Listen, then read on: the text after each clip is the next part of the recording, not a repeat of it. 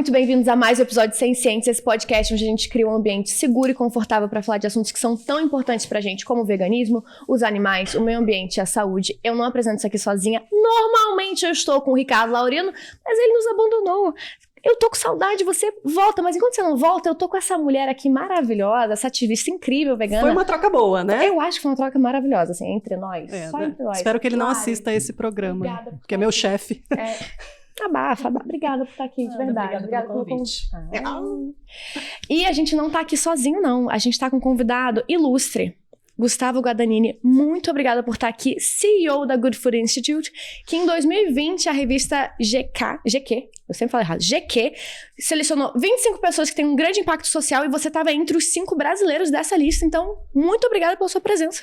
Eu que agradeço pelo convite, é um prazer estar aqui. Ricardo me abandonou, mas estamos muito bem, está muito bem representado, então estou muito feliz de estar aqui, obrigado. Imagina, e veganismo, comida, quem é a nossa chefe da vez?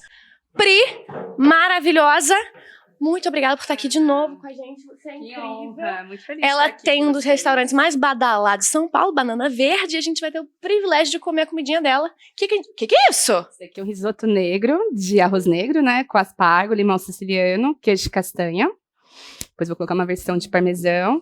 E de acompanhamento vai ser um polpettone de frango vegano com presunto parma e a nossa versão de queijo vegano também. Perfeita, obrigada. Ué, você tá com o sapato da Arcas Bear?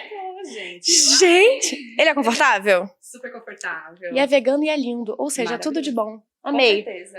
Obrigada.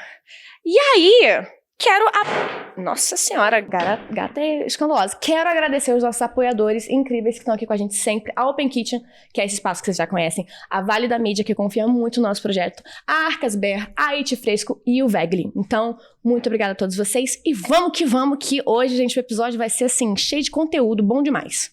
Oi. Olá! Fiquei feliz de estar aqui também com uma comida tão gostosa. Gostei. Uma das melhores chefs que eu conheço. Ela é incrível.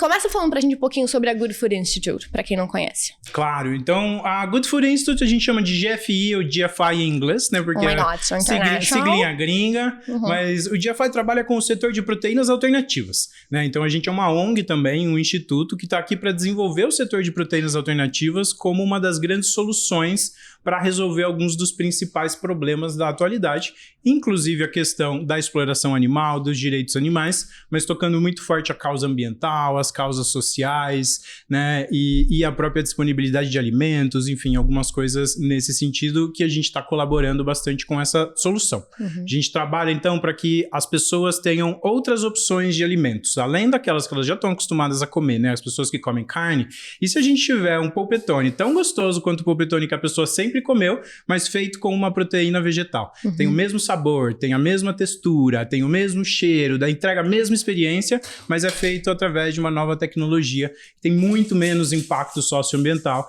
e que não usa nenhum animal na sua composição. Então essa é a ideia, né? A gente está aqui para desenvolver esse setor e para ajudar na solução desse problema que a gente tem hoje associado à produção de animais. E eu quero saber qual é a diferença, porque eu não vou conseguir falar a sigla. A Good Food Institute está muito atrelada também, ou não sei se é atrelado, se é ajudando, se é participando, do processo das carnes cultivadas. Qual é a diferença de uma carne cultivada para uma proteína alternativa que a gente acho que já tem um pouco no mercado aqui no Brasil? Isso. Então, assim, hoje a gente está passando por um momento, né, de diversificação das fontes de proteína. Então, já existe aquela proteína de origem animal, mas tem uma pressão para a gente encontrar outras formas de se fazer esses alimentos, e aí surgem as proteínas alternativas. Então, a alternativa, o nome proteínas alternativas, ele vem num guarda-chuva de tecnologias, né, são várias, um grupo de tecnologias, que são aquelas que estão, então, diversificando as fontes de proteína. A gente vai deixar de ter só o animal e passar a ter outras coisas também no mercado. Uma dessas, a gente trabalha hoje com 3 caminhos de tecnologia para proteínas alternativas. Um deles é o plant-based, ou aquelas feitas de planta, que é isso aqui que a gente vai experimentar hoje. Então, a ideia dessa tecnologia feita de planta não é só que eu vou comer os vegetais diretamente, o que também é muito bom, né? Mas é que eu posso usar os vegetais como um elemento também de tecnologia de alimentos para fazer uma comida que parece com aquela que é de origem animal, né? Então, a pessoa que gosta de polpettone, ela vai ter o seu polpettone, mas esse polpettone vai ter sido feito de um jeito diferente, né? E ela também é uma evolução daquelas carnes vegetais um pouco mais antigos que não tinham a intenção de ter gosto do produto de origem animal. Eu posso fazer um hambúrguer só com grão de bico, com feijão, vai ficar delicioso, vai ter gosto de vegetais. Mas muitas vezes esse alimento não substitui para a pessoa que come carne, não substitui. Para o vegetariano, para o vegano, legal. Mas a pessoa que come carne não abre mão de comer carne para comer feijão. Né? Então a gente está tentando encontrar alguma coisa que tenha gosto de carne, que tenha cheiro de carne, mas tenha sido feita de vegetais. Essa é uma linha tecnológica. Depois a gente tem a fermentação. Aquilo que vem de fermentação, basicamente, é um jeito da gente fazer proteínas a partir dos fungos e das bactérias. Então, é quase como se fosse o plant-based. Aqui a gente tem uma distinção que ela é bem técnica, que, na verdade, um fungo não é uma planta. Ele fica em outro reino vegetal, que é o reino fungo, né? Então, a gente vai usar, por exemplo, o micélio, que é a raiz do cogumelo, e a partir desses fungos, a gente vai fazer uma proteína que vai gerar uma carne vegetal, um produto muito parecido com os plant-based, mas vindo de um outro reino, que é o reino dos fungos ou das bactérias.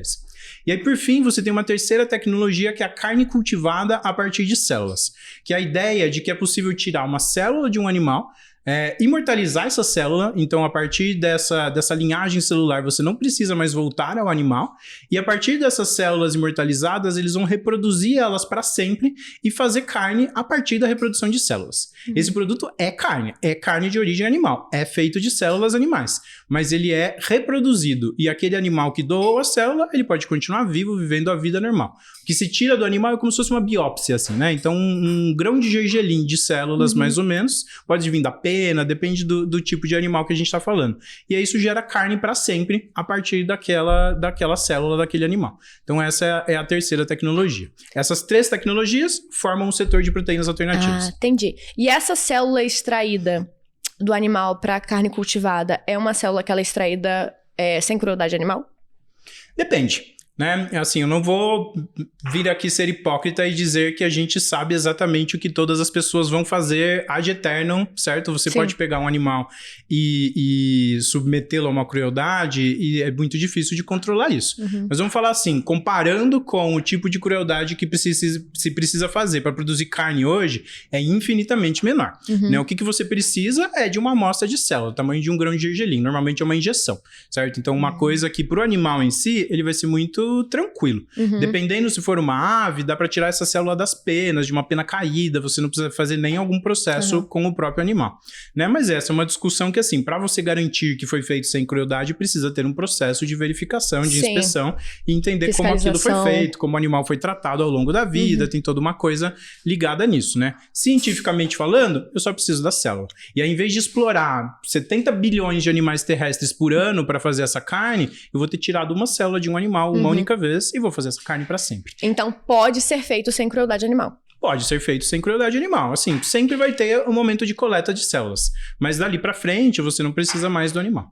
E Gus, me responde uma coisinha. As pessoas, elas são muito apegadas ao sabor, textura, a experiência da carne. Até tem muita gente que fala para os veganos, né? Mas por que vocês querem alguma coisa parecida?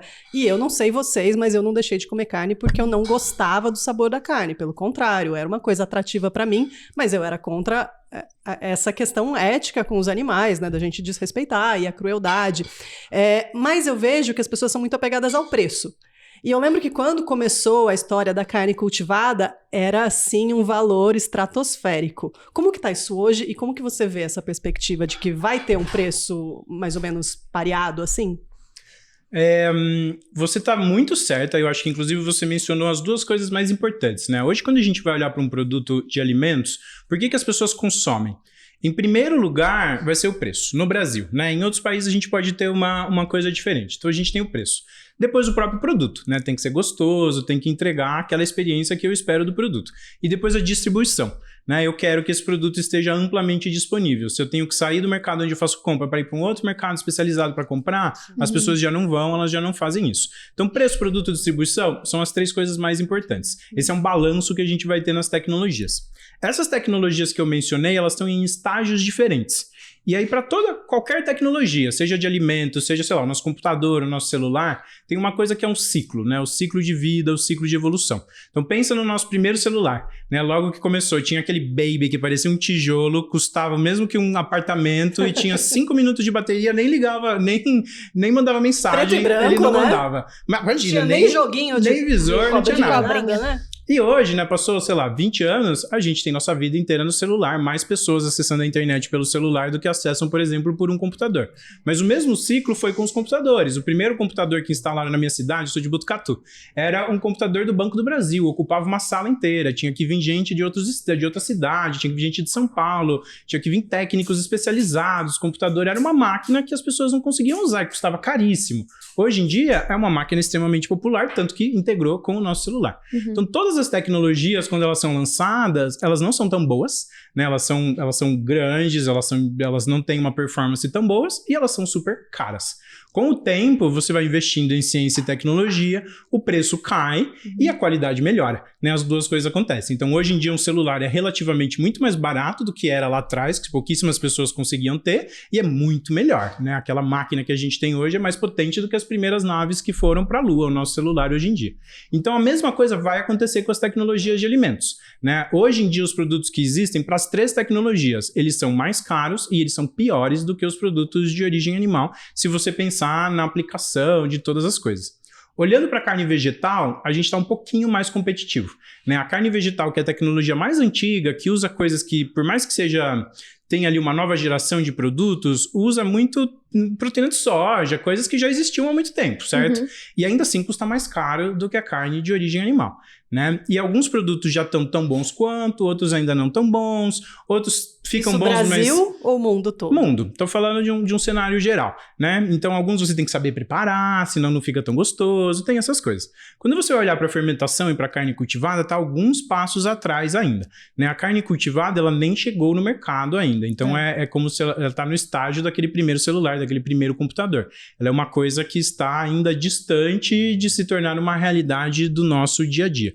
Os primeiros produtos que foram lançados em Singapura, né? Um país que aprovou essa tecnologia porque tem um plano. Singapura é uma cidade-estado, né? Então é um país muito pequenininho que não tem área de agricultura. E eles têm um plano de produzir a própria comida, porque hoje eles não são capazes. Até 2030, eles têm um plano que 50 by 30, se eu não me engano, que é 50% do alimento que eles consomem tem que ser produzido até 2030, eles têm que produzir lá em Singapura, parar de importar. E para isso, eles estão desenvolvendo carne a partir de células, eles querem fazer a própria carne, sendo que eles não têm área para ter pasto, para ter gado, né? Então, o primeiro país que começou a investir muito forte nisso e que aprovou e começou a vender foi Singapura, né? A partir de agora, o único país além de Singapura que já liberou a venda é os Estados Unidos. Então, a gente tem algumas marcas, acho que 2 ou 3 que já foram aprovadas nos Estados Unidos. Mas tanto em Singapura quanto nos Estados Unidos, eu só consigo comer esses produtos em alguns restaurantes, é uma demanda bem específica, é um produto caro, a gente não sabe se as marcas estão vendendo com lucro, muito provavelmente elas estão vendendo num preço de venda, mas que talvez ainda nem seja um preço que elas conseguiriam distribuir, né, um preço com lucro. Então é um produto que ainda está distante de ficar no mesmo preço. O que eu acredito é que as 3 tecnologias vão chegar lá. Vai demorar, certo? Então, essa carne cultivada que ainda nem chegou no mercado, ela vai chegar super cara numa quantidade minúscula. Com o tempo vai ser mais disponível, vai ficando mais barato. Talvez daqui 10 anos a gente esteja lá, né? A carne vegetal, que já está rolando aqui faz uns 5, 6 anos, esses produtos de nova geração, eles tendem a evoluir muito mais rápido e a estar num preço mais competitivo e num produto mais competitivo muito mais rápido também. Então, quanto mais tecnológico é a solução, mais tempo vai demorar para essa solução se desenvolver. Você já comeu? Comi carne cultivada e comi, obviamente, também a carne vegetal e a carne de fermentação. Você comeria? Eu comeria. Comeria. Eu acho que eu não sei se eu adquiria na minha dieta. Sim. Sabe, eu acho que eu manteria uma dieta à base de plantas. Mas é isso, como eu não deixei de... Assim, eu gostaria de entender, né, a marca, como é que ela é, assim, de onde eles, como que eles extraíram essa célula, a produção, porque eu não quero algo que venha de uma crueldade animal. Mas pensando de uma extração indolor, que não faz mal ao animal, eu provaria. E assim, eu acho que talvez seria uma coisa que eu comeria esporadicamente, mas hoje em dia eu gosto muito da minha alimentação à base de planta. Eu me sinto muito saudável comendo à base de planta, sabe? Eu me sinto muito conectada com a natureza, eu sinto que meu corpo responde muito bem. Meu corpo mudou muito parando de comer carne, então eu não colocaria de volta na minha dieta, mas eu acho que seria uma coisa que é isso, eu sei que é bom. Eu não parei de comer porque eu não gosto. Sim. E você? Eu achei que ninguém ia me perguntar, tão feliz. Polêmica. Eu acho que eu experimentaria, assim como eu experimento várias coisas veganas que lançam, não necessariamente porque eu vou comer, mas assim, até para falar para outras pessoas, mas talvez eu não iria incluir também, acho que, não, 99% de chance que eu não iria incluir isso, porque para mim já se tornou como se eu estivesse comendo um pedaço do seu braço.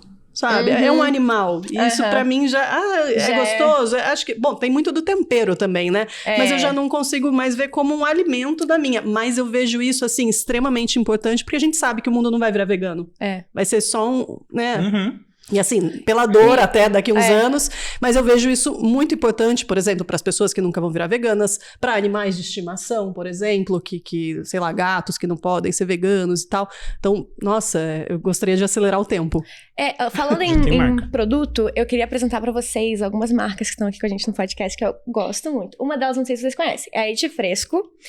E, spoiler, vai chegar na casinha de vocês, um kitzinho, tá? Vocês vão passar depois o endereço pra gente. Eles têm vários formatozinhos, sabe? Então, tem esse aqui que é bom pra tomar no café da manhã, pra botar na granola, sabe? Da It Fresco. Tem o meu sabor preferido, é o de frutas vermelhas. Esse aqui é de chocolate, tem um grandão. E eles são muito gostosos. Então, eu vou deixar aí pra vocês o vídeo, pra vocês conhecerem melhor. Vai, produção! Apresentamos a nova It Fresco. Mais sabor e um visual totalmente renovado. Novas embalagens, novos sabores e 100% vegetal. Com 0 açúcar, 0 glúten e 0 lactose. It Fresco, natural como a vida. Gente, muito maravilhoso, né? Quero que vocês provem, vocês me contem o que vocês acharam. E vocês também, quando chegar na casinha de vocês, mandam um. Combinado. Amei. É isso aí, ó. Chamando a atenção aqui, a It Fresco é uma empresa do setor de proteínas alternativas, né? Então, se você gosta de iogurte, se você gosta de leite, dos produtos que eles vendem, você pode continuar consumindo esse produto, mas comer de origem vegetal, né? Então, você come iogurte, é delicioso, você tem a mesma experiência, usa do mesmo jeito, e ele veio de vegetais. Essa é a ideia. Ele é a base de coco, esse aqui. Outra marca que eu quero mostrar pra vocês é a Ai, caiu, que bonito. Peraí que eu gosto muito dele, eu não quero ver. É a Arcas Bear, que eles têm... Porque assim, não sei se vocês sabem, mas os calçados podem ser veganos, porque eles não têm crueldade animal, por exemplo, não tem couro. E aí, os da Arcas Bear são muito lindos e muito confortáveis, né, Pri? Com certeza. Pri está usando. E aí, a gente recebeu novidades. Olha que legal. Tem chinelo. E é muito bonitinho. E aí, é isso, entendeu? Sem crueldade animal. Só sucesso, só felicidade. E não acabou, porque assim, gente... eu tô tentando nas últimas semanas trazer essa pauta, mas ninguém tá solteiro. Alguém tá solteiro? Você tá solteiro? Eu tô. Tá solteiro? Não. Tá bom, mas pra quem tá solteiro, tipo a Lari e eu... Gente, tem um aplicativo que é o maior aplicativo de relacionamento para vegetarianos e veganos. Conte-me mais sobre isso. Conto, menina, eu conto. Você ali pode encontrar a sua parceira ou o seu parceiro, ou seu parceiro que seja vegano ou vegetariano. E não só isso, se você quiser fazer amizades, né? É super possível. É muito bom. E esse mês de novembro, eles estão com uma campanha chamada Vegan Proud, que é pra gente reforçar o porquê que o nosso orgulho de ser vegano, né? Pra gente nunca esquecer disso, pra gente não esquecer a causa, pra gente se manter ali unidos por ela. E aí eu quero perguntar pra você que tá em casa, que você bote aqui nos comentários #VeganProud, me conta por que você tem orgulho de ser vegano. E eu quero perguntar pra vocês dois, qual é o orgulho de vocês de ser vegano? Pergunta simples, assim, uma coisa pouco filosófica. Vai, entrevistado primeiro. Eu acho que o veganismo é a melhor contribuição individual que eu posso ter para os assuntos que me são muito importantes. Então, se a gente quer salvar o mundo do desastre climático, se a gente quer salvar os animais da exploração, se a gente quer que as pessoas tenham comida para comer, que tenha alimento disponível para todos, que diminua o trabalho escravo no campo, tudo isso depende das nossas escolhas também como consumidores. E o que a gente mais consome é comida. A gente come comida 4, 5 vezes por dia, né? Os gulosos ainda que gostam de petiscar às vezes até mais, e a gente não compra nada além da comida 4, 5 vezes por dia, né? Então é um dos nossos maiores consumos e é onde a gente consegue realmente fazer a diferença com o nosso consumo individual. Lindo. Eu acho que o meu maior orgulho, não sei se é muito fora da casinha, você me fala se a resposta esperada não é essa, mas não são as pessoas que eu esperada. conheci nesses 9 anos de vegana e 11 de vegetariana. São as pessoas que eu conheci e que eu falo, caramba, eu sou amiga dessas pessoas. É muito legal você fazer parte dessa bolha. Por um lado, a gente acaba não vendo muito fora da bolha, né? Mas é ótimo porque você se sente abraçada, sabe? A sensação de pertencimento, de estar com pessoas que pensam igual a você, que fazem coisas. Nossa, quantos voluntários eu conheci ajudando em resgate, santuário e etc. E isso é uma injeção de motivação pra gente continuar todo dia em meio a tanto caos. Achei lindo. E você? Ai, esse é meu orgulho vegano, foi o timing perfeito. Obrigado. De você, eu vou mudar minha resposta para não ser a mesma das últimas semanas. Eu tenho muito, real, vou mudar 100%. Eu tenho muito orgulho de ter me tornado uma pessoa que tá aberta a novas experiências, porque as pessoas tendem a achar que o veganismo limita. E o veganismo, para mim, abriu portas, assim, de conhecer pessoas, de conhecer alimentos. Eu era uma pessoa muito cabeça fechada para alimento, eu só comia carne. Então, eu descobri novos sabores, descobri novas pessoas, descobri novos restaurantes, descobri novas experiências, descobri uma nova forma de olhar para o mundo. Eu desenvolvi uma compaixão pelos animais que eu não tinha. Eu não fui a criança que olhava para um porquinho e falava, tadinho, ele é bacon. Não fui, não tinha essa empatia. Então, eu desenvolvi isso. Então, eu tenho muito orgulho por esse processo e por ter conseguido chegar lá. E eu vou limpar o seu suorzinho. Nossa, tá demais. Limpa. Assopra um pouquinho. Obrigada. Mas isso que você falou é interessante, porque tem muita criança que nasce agora que já vê os animais dessa maneira, né? A gente parece que era meio, aprendi assim, não vou ver. A minha sobrinha, quando ela nasceu, alguns 20 anos atrás já... Criancinha, né? Criancinha, não, mas já veio vindo, né, gente? Uma vez meu pai falou pra ela na Páscoa, acaba o almoço pra você poder comer o coelhinho. Que era o coelhinho de chocolate. Ela começou a chorar, porque ela não queria comer o coelhinho. Então, eu acho que já vem vindo. A gente percebe muito isso na SVB, de pais se tornando veganos e vegetarianos, porque as crianças já estão rejeitando carne. Isso é muito bom. Nossa, Pri. Primoroso. Muito bom. Vou experimentar, Pri. Comida tem da Pri é nada que a Pri faça que não esteja muito bom. Exatamente. Senhor. Eu ia roubar a sua pergunta, mas eu vou ser fofa. Então pode fazer. Aquela da proteína. Do leite. Eu ia te perguntar isso, porque a gente fala muito de carne. Não quer que eu coma, né? A gente fala muito de carne cultivada. Uma vez eu vi um filme que acho que era o Futuro da Carne. E ele mostrava o leite e queijo cultivados. E depois eu não vi mais nada falar sobre isso. Você tem essas informações? Que eu sei que o GFI trabalha muito com pesquisa e ciências. Tem alguém que sabe como é que tá isso de carne, leite? Não sei se ovos até, se a gente chegou nesse assunto. Essas tecnologias, né, elas estão tentando entregar, sim, o leite também, os ovos também, né, então fazendo realmente a versão mais concreta da coisa.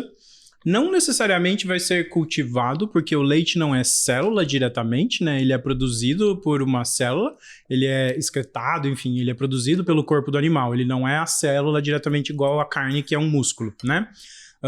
Mas existem, o que eu acho assim, hoje tem 2 caminhos tecnológicos, tem um que é através da fermentação, então você vai trabalhar com fungos, e aí você está falando de estrutura nanocelulares, menos aquela história do cogumelo, e uma coisa um pouco mais de precisão, e você pode fazer com que esses fungos manifestem uma proteína igual à do leite.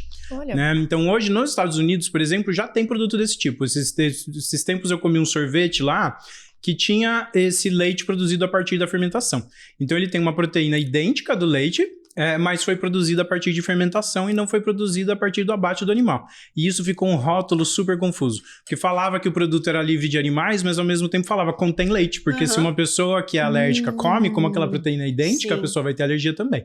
Né? Então tinha os avisos, contém leite, contém lactose, contém não sei o quê, e ao mesmo tempo dizia, não contém animais, não passou por animais. Você falava assim, nossa, que estranho, né? Então esse é um caminho. Tem um outro caminho que é você desenvolver as células mamárias para que um conjunto conjunto de células produza o leite. Hoje, até onde eu sei, tá? E eu posso estar errado, porque nesse sentido tem bastante empresa entrando com bastante inovação. Mas a empresa mais famosa que fazia isso estava, na verdade, tentando produzir leite humano. Então, é uma empresa que olha para o déficit que a gente tem hoje de leite, dos bancos de leite mesmo, e para o enorme mercado de fórmula, que é bastante questionável, né? E acaba sendo a única opção para as mulheres que não conseguem amamentar por algum motivo. E eles estão tentando fazer o leite humano, então reproduzir células mamárias humanas e fazer com que o leite que vai ser dado para essas crianças para esses bebês que não puderam ser amamentados, que seja leite realmente produzido através dessas tecnologias, ao invés de tomar fórmula. Então essa é uma tecnologia que existe, mas eu acho que ela tende a ser um pouco menos competitiva. A carne ela é relativamente mais cara e ela é relativamente mais fácil de fazer. Né? O leite ele é um pouquinho mais difícil de fazer nesse sentido e é um produto que no mercado tradicional fica mais barato. Então você fazer esse produto para essas novas tecnologias e chegar no mesmo preço é um pouquinho mais desafiado. Né? Mas as duas coisas vão acontecer. Tanto os substitutos de carne, quanto de leites, quanto de ovos, eles estão por aí, estão se desenvolvendo e os 3 caminhos tecnológicos tem dos 3. Né? Tem plant-based, tem fermentação e tem cultivado dos 3. E você falou uma coisa que eu acho bem interessante da embalagem vir não contém animais. Como que é para vocês essa questão de rotular o produto como vegano, como plant-based? Isso afasta? Eu não sei porque a gente tá nessa bolha, então para mim quando tá escrito vegano é maravilhoso, eu já abraço e boto no carrinho. Mas eu sei que para algumas pessoas às vezes olhar vegano e falar, ih... Infelizmente sim, tá? Então isso são estudos que já foram conduzidos ao redor do mundo muitas vezes, inclusive pela gente aqui no Brasil fazendo estudo com dados primários sobre isso mesmo, né? Quando a gente faz e não quando a gente olha a pesquisa dos outros. E realmente você chamar o produto de vegano, de vegetariano, diminui bastante as vendas. Né? Principalmente porque o veganismo é entendido como um grupo ideológico que as pessoas não se identificam quando elas não são veganas. E é visto também como um grupo, de alguma forma, violento, que não acolhe bem essas pessoas que não são veganas. Sim. Então, é mais ou menos assim, pensa que se você está andando no supermercado e você vê no supermercado uma seção de produtos para pessoas diabéticas. Aí você fala, eu não sou diabético, então eu não vou ali comprar o produto para pessoa diabética. Sim. Mas um dia você está andando no supermercado, você está comprando geleia, e do lado da geleia que você compra tem uma geleia idêntica, com o mesmo sabor de morango e sem açúcar. Aí você fala, que legal, eu quero reduzir açúcar. Então você pega essa geleia sem açúcar. É o mesmo produto, mas em vez de ser chamado para diabéticos, que faz com que as pessoas não se reconheçam nesse grupo, ela é chamada simplesmente de sem açúcar, e as pessoas querem reduzir açúcar. A coisa do veganismo é meio parecida. Se você cria uma seção no supermercado de comida vegana, quem não é vegano não vai lá. Por que eu vou lá? Se eu não sou vegano, o que eu vou comprar ali se eu não consumo essa comida? Mas se você simplesmente coloca um produto do lado do outro, você fala, esse é um hambúrguer, esse também é um hambúrguer e ele é feito de vegetais, as pessoas vêm, porque elas estão ali na seção da carne comprando hambúrguer e elas tendem a comprar mais. Né? Então hoje o termo vegano realmente, e principalmente sendo um dos principais nomes do produto, realmente diminui as vendas e faz com que as pessoas que não são veganas não comprem. Isso não significa que não é bom ter a informação. Né? Uma coisa é você chamar de hambúrguer vegano, outra coisa é você falar hambúrguer vegetal e aí a pessoa pega atrás, tem um selinho dizendo esse produto é vegano. Então o selinho, somos Obrigada. Muito a favor. Tem que ter, né? As pessoas que são veganas, que são vegetarianas, são também motores de consumo dessa categoria, né? A gente não pode esquecê-las. E elas compram mais se tiver um selinho, se tiver a identificação de que o produto é vegano. Mas não deveria ser o nome, não deveria ser a capa, não deveria ser a cor. Sim. Né? Tem muitas análises recentes sobre como uma parte do problema é que os produtos vegetarianos e veganos são todos verdes, por exemplo, né? Uma coisa que entra numa associação específica das pessoas que é com coisa natureba, com produto que não vai ser gostoso. Quando a pessoa tá comprando a carne dela, ela pensa numa coisa vermelha, ela pensa numa coisa assim. E aí ela vai ver a embalagem verdinha, ela fala, vai ser a coisa natureba que vai ser ruim, eu não vou nem lembrar. Porque... Então, até essa questão da identidade visual, puxar muito pro veganismo, acaba afastando um pouco as pessoas. A gente vê agora uma das maiores empresas dos Estados Unidos, eles relançaram todas as embalagens, fazendo tudo vermelho e preto, tudo com muito cara de produto carne. E isso ajuda nas vendas, porque a pessoa que tá lá comprando carne fala, olha, uma outra opção para mim. E a mesma coisa, eu imagino, a lógica se aplica a restaurante. Uma vez eu fui numa pizzaria e daí eu sentei com a minha família, parte não era vegana, parte era, eu falei, tem pizza vegana? Só um momento. E veio um cardápio que não tava, não tinha essa folha. Olha. Então veio um negócio separado. Eu falei, mas que jeito que as pessoas vão pedir se você tem que procurar por um cardápio, daí eu até dei a sugestão na época, eu falei, por que vocês não colocam junto? Porque de repente é uma pessoa fitness, uma pessoa que é intolerante à lactose, ela vai pedir porque tá aqui no meio, né? Ou simplesmente porque é gostoso. Exato. Né? E isso tem estudos também em restaurante. Então, por exemplo, se você lança... Isso aqui que a gente tá comendo, né? Um risoto com polpettone. Se você escreve um menu de um restaurante Só a Valentina qualquer, tá comendo, a gente tá conversando. E você coloca lá... Tá bom, recebi a indireta. Vou começar a falar, então, pra vocês comerem. Não, pode falar, depois eu falo, então, pra vocês comerem. Se você coloca no menu risoto vegano, ninguém pede, porque as pessoas olham pra isso, aliás, o vegano pega, mas o vegano é 1% da população. Se você coloca risoto de arroz negro com parmesão de castanha ralado, amêndoas, polpettone de proteína de ervilha recheado de presunto parma de não sei o quê e com queijo de castanha. As pessoas podem olhar para isso e falar, nossa, que gostoso, e eu vou comer. E ela não precisa ter uma identificação ideológica com o veganismo para comer. Então tem muitas pesquisas que mostram que quando batiza o negócio de esse é o prato vegano, vira aquela coisa que eu falei do diabético. Só vai olhar para aquilo quem estiver buscando especificamente uma opção vegana. Se você mostra que esse prato é tão delicioso quanto qualquer outra coisa que você vende, então você vende muito mais para todas aquelas pessoas que não são veganas. Adorei essa analogia. Pode comer agora, vou falar pra você comer. Vamos lá. Vai, rapidinho. Corre. Não, achei muito boa essa referência. Referência não. Esse paralelo que você criou com o diabético, porque agora eu entendi.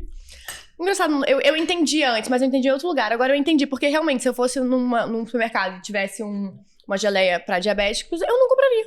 Então faz muito sentido isso. Quero falar ainda de carne cultivada, mas eu quero trazer pra um outro meio pra gente. Que é a COP29. Que vai acontecer agora. E se eu não... Me corrija se eu estiver falando besteira, mas pelo que eu li... Essa de 29 vai continuar um pouco o que foi falado na de 28, na 2028. Olha eu botando a gente lá pra frente. E em 28, sobre buscar energias mais sustentáveis, mais limpas e tudo mais. Mas eu quero saber se você acha que, se tem espaço, se é falado, e qual é a contribuição que carne cultivada teria pra gente pensar numa melhoria do meio ambiente, né? Porque a COP tá aí pra gente, a gente tá num momento de crise climática, muito preocupante, e eu acho que não se fala tanto quanto deveria sobre o veganismo, né? A gente fica buscando soluções que são ótimas, mas que eu não... Enfim, depois eu vou fazer outra pergunta. Mas enfim, qual que você acha que é o papel da carne cultivada e se tem espaço nesse ambiente para isso ser tratado? Tem. Posso explicar um pouquinho o que é a COP e esse sistema? Porque eu acho que isso não tá claro, né, às vezes para todo mundo. Eu mesmo precisei aprender bastante para conseguir entrar nisso, né? Então a gente tem a ONU. A ONU tem uma organização que chama UNFCCC, que é a organização deles que está olhando para o clima, né? E para as mudanças, para a crise climática, para as mudanças climáticas antigamente. E essa organização, desde depois da gente fazer a conferência lá do Rio 92, né, se não estou enganado, lá naquela conferência eles decidiram, vamos ter que ter uma conferência de clima permanente, né, que essa do Rio foi uma coisa que aconteceu uma vez só. E aí 2 anos depois foi lançada a primeira COP. COP chama Conferência das Partes, né, Conference of the Parts. E que é basicamente uma conferência para discutir essa questão climática. Existe mais de um tipo de COP, né? Tem a COP do clima, tem a COP da biodiversidade. Então, esse ano a gente está tendo a COP16 na Colômbia, agora, que está trabalhando especificamente com biodiversidade, e depois a gente vai ter a COP29 do clima, que vai acontecer no Azerbaijão, agora no mês que vem. E todos os anos, é meio que esse é o calendário, né? A COP do clima acontece todos os anos, então COP29 significa que já aconteceram 29 COPs, né? Não é ligado a uma meta de 29, não, 29 é realmente 29 vezes que a gente já fez isso. E dessas 29 vezes que a gente fez isso, muito pouco foi discutido sobre sistemas alimentares, né? Eu acho que até existe uma crítica geral de que muito pouco foi alcançado até se a gente pensar sobre clima, mas beleza, tem toda a complexidade. Mas nessas 29 eles falavam do quê? Pois é, uma das delas que é mais importante, então vamos pegar esse gancho para falar o que a gente precisa entender aqui, foi a COP16, aonde a gente teve o Acordo de Paris, né? O Acordo de Paris, ele foi um dos maiores acordos e o objetivo que tinha era os países vão trabalhar juntos para manter o aquecimento global abaixo de 1,5 graus. Isso é um conceito também que às vezes é difícil de entender, né? 0,1 de aquecimento global é muito aquecimento global. Quando a gente está falando de aquecimento, a gente está falando da temperatura hoje, né? A gente está falando da média da temperatura do planeta ao longo do ano inteiro. Um lugar vai estar frio, outro vai estar quente, tem lá uma média. Essa média da temperatura está subindo todos os anos. 0,1, 0,2, 0,3 que ela sobe, eu já vou ter geleira descongelando, eu já vou ter danos irreversíveis acontecendo. Então essas camadas, por exemplo, o permafrost, que estão para sempre congeladas, né? Elas congelaram numa era glacial. E agora eu estou tendo aquecimento global, elas estão descongelando. Mesmo se eu conseguir reverter o aquecimento e parar, elas não vão congelar de novo, porque eu não vou entrar em outra era glacial. Então esse problema que está acontecendo, ele é irreversível por bastante tempo, né? Enfim, essa é a questão do aquecimento global. Hoje em dia, né, a gente tem um dispositivo muito importante que são as NDCs. As NDCs, elas foram criadas depois do Acordo de Paris como uma espécie de meta dos países, né? Elas são metas autodeterminadas pelos países, que é basicamente os países dizendo, é isso que eu vou fazer pelo clima. E existe um processo de revisão do Acordo de Paris que chama Global Stocktake. Muitos conceitos chatos, mas só para dizer que no ano passado a gente estava fechando a revisão do Global Stocktake. Isso significa que isso acontece a cada 5 anos, né? Então a gente tinha chegado num momento onde esse acordo master estava sendo revisado para chegar em novos termos e coisas desse tipo. Nessa revisão do ano passado, foi a primeira vez que o termo Food Systems, sistemas alimentares, entrou no Global Stocktake. Caramba. Então, nesses 29 anos de conferência, já mais de 10 anos, sei lá, quase 10 anos do acordo que a gente teve sobre clima, a gente começa agora a olhar para os sistemas alimentares. Mas essa palavrinha de sistemas alimentares no Global Stocktake já faz muita diferença. Porque a partir desse Global Stocktake que os países fazem as suas metas, né? Sim. Então, o que não está lá não vira meta para os países. Agora que tem sistemas alimentares lá, esses sistemas alimentares podem também virar meta para os países. Então, a gente está num momento onde os países estão revisando essas metas que são chamadas de NDCs. Né? Essas NDCs, elas vão ser discutidas agora na COP29 e elas vão ser fechadas na COP30, que é no Brasil. Em Belém. A gente fala um pouquinho mais sobre isso. Então, até por isso que essa COP agora está sendo meio que uma COP ponte, assim, né? Porque na anterior fechou o Global Stocktake, na do Brasil vai fechar as NDCs e essa tá no meio da discussão, digamos assim, né? Então, ela tá sendo vista, digamos assim, pelas grandes entregas dessa discussão de clima, ela é uma conferência um pouco mais intermediária, né? Essas negociações também, elas levam bastante tempo. Esse ano, eles querem falar muito de financiamento. Né? Então, eles querem começar a discutir bastante o dinheiro. Para onde que está indo o dinheiro, como que o dinheiro está indo, como que as pessoas acessam esse dinheiro, né? Quem que recebe esse dinheiro. Então, é uma COP que vai estar ainda mais focada na questão dos combustíveis fósseis, né? E é muito comum que o país sede acabe sendo também uma âncora para determinados temas, né? Então, no ano passado, a COP foi em Dubai, ou seja, nos grandes produtores de petróleo, e esse ano a COP vai ser no Azerbaijão, dos grandes produtores de gás, certo? Então, são duas indústrias petroleiras ali, de alguma forma, bem no centro da discussão. E o fato de estar sendo lá faz com que o mundo inteiro olhe para essa questão e fale, beleza, então é isso que a gente tem que priorizar e a gente tem que criar grandes metas agressivas, etc. Então está tendo uma discussão muito forte sobre isso, a descarbonização do sistema baseado em petróleo. A expectativa é que no Brasil, o Brasil marcou a COP para Belém, né, no meio da floresta amazônica, exatamente para trazer os líderes do mundo para a floresta e para ver, talvez pela primeira vez, essa coisa que todo mundo do clima do mundo inteiro fala que tem que defender, mas na prática muitas pessoas nunca estiveram lá efetivamente, né? Então a COP30 vai trazer para lá. E trazendo para a Amazônia, a pauta de florestas, biodiversidade, preservação da natureza, uso de terra se torna muito mais forte.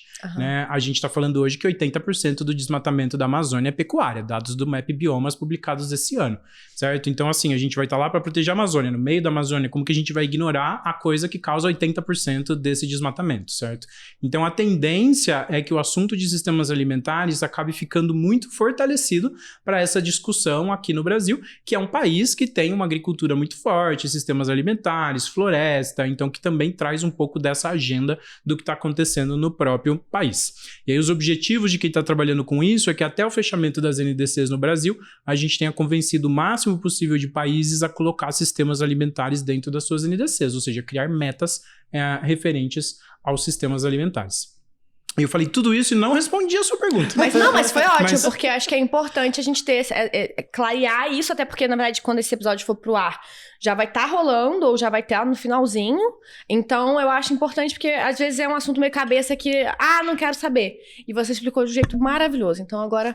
Que bom. Por favor. Então vamos lá, vamos falar sobre o impacto que a gente pode ter. O Banco Mundial, né, das organizações mais importantes aí do mundo, lançou um relatório, agora também em 2024, né, que aqui a gente usa dados recentes. Dado de 2024, o relatório se chama Recipe for a Livable Planet, ou uma receita para um planeta habitável. E eles estão elencando, eles estão criando um ranking das principais intervenções climáticas da atualidade. Então o que eu posso fazer que vai ajudar o clima a tempo da gente conter o aquecimento global a 1,5, né? Que não vai dar, mas ok, a gente continua fingindo que vai dar. A primeira coisa que eles falaram é o reflorestamento. Então a gente precisa plantar mais áreas de floresta, precisa plantar muita árvore, porque as árvores dentro do seu processo, elas capturam carbono, elas têm lá, a floresta tem um impacto super importante. A segunda maior intervenção climática é desenvolver o setor de proteínas alternativas. Segunda maior intervenção climática da atualidade. Isso é o quanto a gente pode colaborar dentro dessa discussão. E aí trazendo, eu sei que tá meio chato assim de conteúdos difíceis, mas eu vou trazer um conceito que é os gases de efeito estufa. Né, os gases do efeito estufa, a gente fala muitas vezes em equivalente de carbono, quando você está falando da quantidade de gases que são emitidos. Porque ele pega vários gases diferentes e fala, se fosse carbono, iria contribuir mais ou menos nisso, né? Mas tem vários gases diferentes. Um deles é o gás carbônico, efetivamente. O gás carbônico, ele é muito produzido pelo petróleo. O gás carbônico é o que sai do carro, do escapamento do carro. Esse gás, ele é pouco grave, digamos assim. Ele é fraco, mas ele se acumula por muitos anos. Uhum. Isso significa que todo o gás que foi emitido por todos os carros, desde que os carros começaram a ser produzidos, estão na nossa atmosfera ainda. Então ele é mais fraquinho, mas ele fica muito tempo na atmosfera. O segundo grande vilão do aquecimento global é um gás chamado metano. O metano é exatamente o contrário disso. Ele é um gás muito poderoso. Ele chega e ele causa aquecimento global num nível muito grande imediatamente. Mas ele fica poucos anos na atmosfera e depois ele se dissipa. Então, e o metano ele é emitido por quem? Também pela indústria petroleira, mas muito forte pela indústria de produção animal. Então, os animais emitem esses gases, principalmente os bovinos, os animais maiores, eles emitem uma quantidade muito grande de metano. Então, voltando para a nossa meta, a gente tem que conter o aquecimento global. A gente já está perdendo isso, o mundo já está acima de 1,5 graus há vários anos consecutivos, acho que 2, 3 anos consecutivos. E assim, tem muitas coisas do compromisso de se manter o 1,5 que não foram feitas e não serão feitas, que a gente tem noção política do quanto as coisas estão acontecendo ou não. O que a gente pode fazer rápido? A gente tem que trabalhar com o metano. Se eu tirar todos os carros agora, vai levar décadas até o gás carbônico sair da atmosfera. Mas se eu diminuir um pouco a produção de animais imediatamente, em poucos anos a gente vai sentir o impacto da diminuição do aquecimento global, porque a gente está colocando menos metano na atmosfera e o que já estava ali está saindo, está se dissipando. Então a gente trabalhar com a emissão de metano vai trazer um resultado um pouco mais rápido para o aquecimento global do que trabalhar somente com o gás carbônico. E de qualquer forma, os dois são muito importantes, as duas coisas têm que acontecer. Hoje, quando a gente está falando em emissão de gases, para a gente pensar, os gases emitidos pelos animais, eles colaboram mais com o efeito estufa do que todos os meios de transporte somados. Então, se a gente pensar nos gases emitidos pelos carros, pelos navios, pelas motos, pelos aviões, por tudo, é ainda menos do que o aquecimento global que está sendo causado somente pelos animais. Uhum. Então é um sistema muito grande que tem um impacto muito grande. Mais ou menos 30% dos gases hoje que estão colaborando com o efeito estufa são emitidos pelos sistemas alimentares. 20% de todos os gases do efeito estufa estão sendo emitidos especificamente pelos animais. Então uma parte majoritária da colaboração dos sistemas alimentares para os problemas de clima está vindo especificamente da produção de animais. E isso gera várias questões complexas que a gente tem em torno disso. Mas mexer com essa produção de animal é uma das coisas que a gente pode fazer imediatamente e que vai ajudar a gente a não esquentar esse planeta. Não morrer tão cedo, você vai ajudar a gente a começar a reverter. Assim, a verdade é que é difícil ter uma mensagem otimista. Né? A gente já está vivendo os efeitos do aquecimento global. Não é uma coisa, antigamente falava-se disso muito, salvem os nossos filhos, que mundo vamos deixar para os nossos netos. Agora, né? Exato, mas nós já somos os filhos, nós já somos os netos. Né? Assim, nós já estamos aqui. Esse ano, aqui no Brasil, a gente teve enchente, a gente teve seca, a gente teve queimada. Assim, a quantidade de pessoas que já estão morrendo todos os anos no Brasil por causa da crise climática é enorme. Né? Coisas que 10 anos atrás a gente não vivia. Então, mesmo que a gente consiga parar de poluir agora, esse aquecimento global vai permanecer no planeta por vários anos. Então, é certeza absoluta que a gente vai viver ao longo da nossa vida os efeitos da crise climática, que a gente vai ver muitas enchentes, que a gente vai ver muitas queimadas, que a gente vai ver muitas pessoas morrendo, muitos refugiados, países desaparecendo. Isso não é mais uma dúvida que a gente está tentando evitar, isso já vai acontecer. O que a gente está tentando evitar? Agora a gente precisa andar para trás com essa história. Né? Se a gente não conseguir reverter essas emissões de gases agora, o futuro vai continuar sendo pior, vai ficar cada vez pior e vai se acumulando. Né? Então a gente consegue reverter agora para que daqui 10 anos a gente consiga sentir o efeito e melhorar um pouquinho essas condições climáticas que a gente está vivendo hoje. Mas não é mais a possibilidade de que a gente vai se proteger disso, de que a gente não vai viver a crise climática. Estávamos aqui 2 semanas atrás sem luz. Esse podcast não poderia ter sido rodado porque a gente não consegue manter a distribuição de energia elétrica com as chuvas, com os ventos que a gente está tendo. Então essas consequências a gente vai viver com certeza absoluta por toda a nossa vida agora. O que a gente pode fazer é evitar que piore e, quem sabe, melhorar um pouquinho com o tempo, voltar um pouco para trás. Gus, queria te perguntar, e aí vou dar uma pausazinha, quão aberto o governo brasileiro ou a sua previsão de que o Estado esteja disposto a ajudar a abrir portas para toda essa indústria da proteína alternativa, porque eu acho que talvez, como estamos vivendo uma crise bem grave, acho que o governo deveria estar disposto a mexer também, se a gente pensa em muitas coisas de bancada ruralista, qual é o sistema econômico do Brasil. Eu queria saber como que você vê essa projeção. Mas antes de você responder, eu queria soltar para vocês o videozinho da Open Kitchen, esse espaço maravilhoso, para você poder vir aqui conhecer, porque esse espaço pode ser seu não, mas você pode alugar, você pode fazer o seu evento aqui, você pode fazer o curso aqui, ele é incrível e tem um pedaço que vocês nem conhecem que não aparece aí. Então, pode rodar, produção.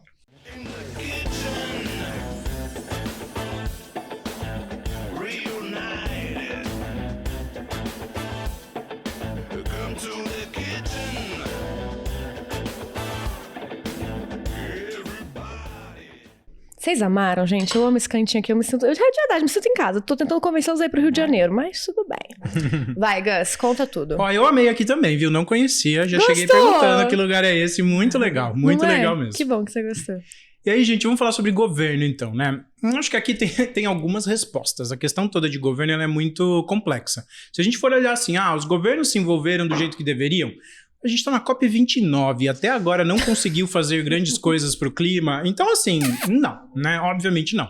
Faz 30 anos praticamente que a gente está discutindo essa história e até agora a gente teve poucos avanços concretos. Mas, assim, vamos olhar para o tamanho da complexidade, né? A gente está trabalhando, por exemplo, esses 2 sistemas que a gente falou. Um deles é a descarbonização, que é ligada ao petróleo. Todos nós viemos para cá de carro, provavelmente, certo? Poucas pessoas hoje conseguem fazer as coisas a pé, andar de bicicleta, coisas desse tipo. Então, ao mesmo tempo que você está falando da necessidade de parar de usar petróleo, a nossa vida é completamente dependente do petróleo de várias maneiras. Imagina se o governo chegasse pra gente e falasse assim, gente, gasolina tá proibida, agora todo mundo faz tudo a pé, você não voa mais, não anda mais de carro, não faz... Ia ser uma revolta, as pessoas iam arrancar a cabeça do governante que tentasse falar um negócio desse. Então, assim, obviamente essas decisões, elas são muito complexas, não é só por má vontade, né? É porque a gente mexe com grandes sistemas que mexem com a vida de todas as pessoas. Então, por um lado, você tem uma pressão ambiental e uma pressão das pessoas que talvez são um pouco mais letradas nessa questão ambiental, mas por outro lado, você tem toda a grande massa da população que não quer que o governo vá lá na canetada e mexa com a vida dela, né? Não quer que o governo diga que ela não pode mais, por exemplo, andar de carro, né? E a mesma coisa ligado na carne. né, gente? Então, beleza, a gente tem uma necessidade de diminuir a quantidade de animais, mas ao mesmo tempo a carne é uma das coisas mais culturais do Brasil. Sempre falo que comida é a coisa mais cultural que existe, né? Em qualquer lugar que a gente tá em torno da comida, inclusive agora. Mas se a gente for pensar assim, como que você reúne com os amigos, a minha família, o meu Natal, tudo isso é em torno de comida. E muitas vezes de comidas específicas e muitas vezes de comidas de origem animal. E imagina o que o povo ia fazer no Brasil se chegasse um governante e falasse, gente, não pode mais comer carne, agora a gente não vai mais produzir animais. Isso teria não só impactos sociais, uma revolta social, como teria grandes impactos na nossa sociedade, no jeito que o Brasil se sustenta e que o mundo se sustenta. Então é um sistema muito difícil, porque as duas coisas ficam sendo balanceadas, né? E aí dentro disso, assim, não tem uma única solução. Muitas coisas precisam ser feitas. Inclusive, a gente tem que assumir uma parte do problema pra gente. Se nós ficarmos sempre nessa posição de mimado, assim, de eu não paro de comer carne, eu não paro de andar de carro, eu não paro de fazer nada que eu gosto, eu não diminuo o meu banho, eu não diminuo o meu consumo de água, eu não diminuo não sei o quê, o governo tem que resolver. Mas vai resolver como, né? O problema é exatamente o nosso consumo. Então, o governo resolver seria o governo impor coisas sobre o nosso consumo, que a gente não quer. Então, a gente tem que ajudar a resolver. Isso é um aspecto. Obviamente, isso também toca as empresas, né? Então, as empresas são parte desse problema, elas estão ali no intermediário. Eu acho que hoje tem uma visão muito de culpar as empresas. Porque eu faria alguma coisa se tem lá uma grande corporação que está poluindo. Mas sim, essa grande corporação está vendendo para quem? Esse produto poluente, certo? Então, no final do dia, tem a demanda do consumidor. É aquilo que nós estamos comprando e que as grandes corporações estão fazendo. Se eu começar a comprar outra coisa, eles vão vender outra coisa porque eles querem ganhar dinheiro. Eles não vão falar, não ganho mais dinheiro porque o consumidor agora quer carro elétrico, eu só vendo carro a combustão. O consumidor quer carro elétrico, olha na rua. Todos os lançamentos são de carro elétrico, né? E aí entra esse elemento da tecnologia. Então, o carro elétrico é um bom exemplo disso, assim, né? Durante muitos anos, as campanhas de sustentabilidade para os carros era você tem que parar de usar carro. Vá de bike, teve essas campanhas que são super importantes, mas elas não foram implementadas e a gente sabe que as pessoas não vão implementar. Eu sei que eu não viria para cá de bicicleta, cruzar a cidade de São Paulo de bicicleta e depois voltar para minha casa em dia de chuva de bicicleta. Eu vou usar carro para fazer isso, né? Então, se eu vou fazer isso de Uber, de carro particular, do que eu estou fazendo, como que esse carro pode poluir menos? Ao invés de eu depender que todas as 10 bilhões de pessoas que vão estar no planeta Terra até 2050 parem de usar carro, parem de se transportar usando gasolina, como que eu faço que elas possam se transportar do jeito que elas querem sem queimar gasolina? E aí você cria a tecnologia dos carros elétricos. O mundo das carnes e das proteínas alternativas, ele está passando a ter mais ou menos esse mesmo olhar.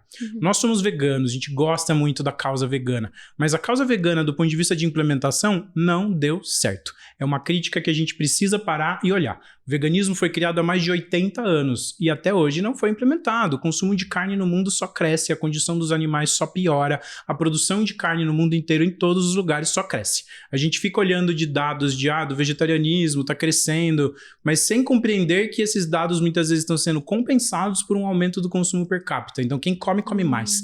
Por mais que eu tenha mais vegetarianos, as pessoas que comem estão comendo mais carne. E aquelas pessoas que não comiam carne, por exemplo, a China, por exemplo, a Índia, elas estão começando a comer agora por causa da globalização da cultura, tem McDonald's na China, certo? Não é a comida tradicional deles, mas agora tá lá. Então essa demanda está sendo puxada para cima em níveis como nunca vistos antes. A produção de carne hoje, a tendência é de aumento de preço porque falta carne, faltam animais, certo? Então a tendência é que só vai crescer. E aí entra nessa ideia, beleza, se eu não vou conseguir convencer todas as pessoas do mundo a parar de comer carne, né? Se eu tô aqui no veganismo há 80 anos fazendo campanha e as pessoas ainda não pararam de comer carne, eu vou passar mais 80 anos falando a mesma coisa sem resultado, ou eu vou começar também a diversificar as minhas estratégias, né? As campanhas de conscientização, elas têm que continuar. A gente tem que ensinar as pessoas o que seria comer uma dieta vegetal, por exemplo. Mas a gente já viu que elas não trazem a mudança na velocidade que a gente precisa. Então aí começa a ter essa solução da tecnologia. A pessoa vai comer carne. Então beleza, como que ela come carne, sendo que essa carne foi feita de um jeito mais sustentável, sendo que essa carne foi feita sem utilizar animais? E aí você fala, é uma solução que passa pela indústria, é o capitalismo, mas e é a realidade. Tem todas as imperfeições disso, certo? Não é um sistema perfeito. Assim como você olha para o carro elétrico, você fala, tem a bateria de lítio, tem o descarte, tem a extração, a mineração, todos esses problemas. Essa solução industrial, digamos, para resolver o problema da carne também traz outros problemas, certo? Não é ideal, mas é real. É possível, é aplicável. A gente pode passar 80 anos lutando pelo ideal sem fazer nada, ou a gente pode conquistar o que é possível e fazer alguma coisa. E eu acho que cada vez mais, eu respeito que cada um do seu lado da causa, e acho que todo mundo ajuda, mas cada vez mais a gente está precisando de resultados concretos. A gente está precisando fazer alguma coisa pelos animais e não só pela gente, né? O veganismo virou essa coisa quase uma causa moral. Eu sou melhor porque eu sou vegano, eu me diferencio, eu não sou ruim igual os outros que fazem maldade. Beleza, mas e aí? Os animais estão parando de ser explorados com toda essa sua maravilhosidade? E não, né? A gente tem cada vez mais animais sendo produzidos. Então, como que eu trago resultados de verdade? Eu tenho que estar no mundo que existe de verdade, que é o mundo capitalista, que é o mundo que tem empresas, que é o mundo onde as coisas são imperfeitas. Então hoje eu sinto que essas soluções, elas navegam na imperfeição, mas para trazer resultados concretos, né? Quando a gente olha para o mundo dos carros elétricos, já trouxe resultados. Hoje já tem uma quantidade muito grande de carros elétricos sendo vendidos no mundo. Você já tem países conseguindo implementar mudanças de, nessa cidade não vai mais entrar carro que não for elétrico. Então a coisa já está acontecendo. Se a gente tiver essa mesma tecnologia para as carnes, ela vai acontecer também. Não vai ser melhor do que se o mundo todo virasse vegano? Não, mas vai ser melhor do que a situação onde a gente está hoje, onde alguns estão pregando veganismo e os outros estão comendo carne. Né? Então, se a gente conseguir encontrar soluções que vão para todo mundo, que a carne de todo mundo mude por causa da tecnologia, então a gente traz um resultado imediato, a gente traz um resultado para os animais, inclusive, né? A gente traz resultado para os sistemas que a gente quer defender. E como a gente lida, por exemplo, com a rejeição das pessoas? Por exemplo, carro elétrico, acho que se fosse o mesmo preço, todo mundo optaria, e tivesse, né, como carregar em toda esquina, todo mundo optaria pelo carro elétrico. Mas pelo menos, vocês devem ter algum estudo sobre isso, mas vendo em rede social, a gente vê uma rejeição quando fala carne de laboratório, especialmente, né, das pessoas falarem, isso é cancerígeno, quando na verdade, estamos aqui consumindo carne e ela é cancerígena. Como que vocês veem isso pra gente passar essa barreira das pessoas, desse preconceito, pra né? ser aceito, né, pelo consumidor. Você quase fez a minha resposta na sua pergunta. Não, droga! deixa eu continuar, peraí. Quando alguém me pergunta isso, eu comparo com o carro elétrico, falando assim, 10 anos atrás, os carros elétricos não tinham onde carregar, custava 3 vezes mais e tinha uma autonomia de 300 km. Então era um produto muito pior, muito mais caro do que o carro tradicional e não vendia nada. Hoje, ele é um pouquinho mais caro, mas ainda assim, ele já está num preço que é relativamente competitivo, ele tem muito mais base de carregamento, qualquer posto de gasolina na estrada que a pessoa para, ela vai conseguir carregar o carro dela, já dá para você comprar para ter em casa, e ele tem uma autonomia, uma tecnologia muito melhor. Então o carro elétrico simplesmente começou a fazer sentido, porque a tecnologia venceu a ponto de fazer sentido para as pessoas e não precisar superar uma grande barreira para você escolher um carro elétrico. Com a comida está a mesma coisa. A nossa comida está na mesma fase que os carros elétricos estavam 10 anos atrás, né? Então, quando a gente pensa numa carne vegetal, ela não é tão boa quanto a carne de origem animal ainda, e isso significa, né? O que significa não ser tão boa? Por exemplo, eu pego uma linguiça vegetal, coloco dentro da feijoada, ela dissolve, sabe? Então, coisas desse tipo. Ela não tem todas as aplicações, ela não faz todas as receitas do mesmo jeito, exige que a pessoa tenha que adaptar a sua forma, que tenha que aprender a cozinhar de novo, utilizando aqueles ingredientes que são diferentes. E ela é bem mais cara, né? Então, a gente está numa etapa onde as pessoas consomem esses produtos por convicção. E quem tem convicção são aqueles mesmos que já tinham resolvido seus problemas. Os vegetarianos, os veganos, a pessoa que está lá comendo carne, ela não come por convicção, né? A gente precisa fazer com as carnes vegetais, com as carnes cultivadas e advindas de fermentação, a mesma coisa que foi feito com os carros elétricos. Precisa virar uma opção porque a tecnologia evoluiu, o produto é tão bom quanto, ele é tão barato quanto, ele está disponível em todos os lugares, as pessoas consomem porque passa a ser mais um produto na prateleira que elas estão consumindo e que começa a fazer sentido para elas. Então, o grande segredo está nesse balanço entre preço e produto. Eu preciso que os produtos fiquem melhores e mais baratos. Ou seja, eu preciso de investimento em ciência e tecnologia. Ou seja, a gente precisa de tempo, mas a gente não tem muito tempo. Exatamente. A gente precisa de tempo e a gente precisa de dinheiro. Né? Hoje o GFI segue um número que foi feito por uma organização lá dos Estados Unidos, esse cálculo, de quanto dinheiro precisaria ser investido no setor de proteínas alternativas. Seria mais ou menos 10 bilhões de dólares por ano. Que é um dinheiro que, assim, no meu bolso seria maravilhoso, mas, assim, pensando em mundo, é muito pouco. Né? Só para a gente ter uma comparação, para vocês terem ideia, até hoje, em toda a história do setor de carne cultivadas, foram investidos 3 bilhões de dólares, né? Que é também muito pouco.